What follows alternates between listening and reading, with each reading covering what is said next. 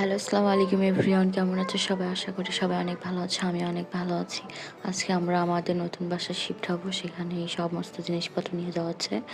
আমার বড় ভাই এর আগেও সব কিছু নিয়ে চলে গেছে। আর টুকিটাকি যা ছিল তা আমরা, আমার স্বামী, আমার ছোট ভাই আমরা নিয়ে যাচ্ছি।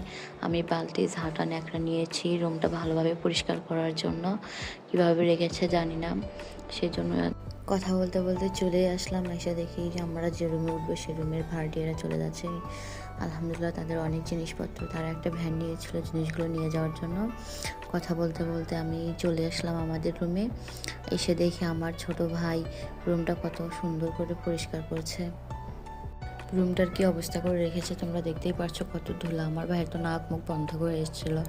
আর আমরা নতুন বাসায় গিয়ে কী খেয়েছিলাম, পান্তা ভাত, তারপর হচ্ছে লাল শাক, কচু শাক, এগুলোই খেয়েছিলাম। আসলে আমরা রাত্রেও রান্না করে খেয়েছিলাম। আল্লাহ হাফেজ। সবাই আমাদের জন্য দোয়া করবেন যাতে আমরা ভালো থাকতে পারি। সকল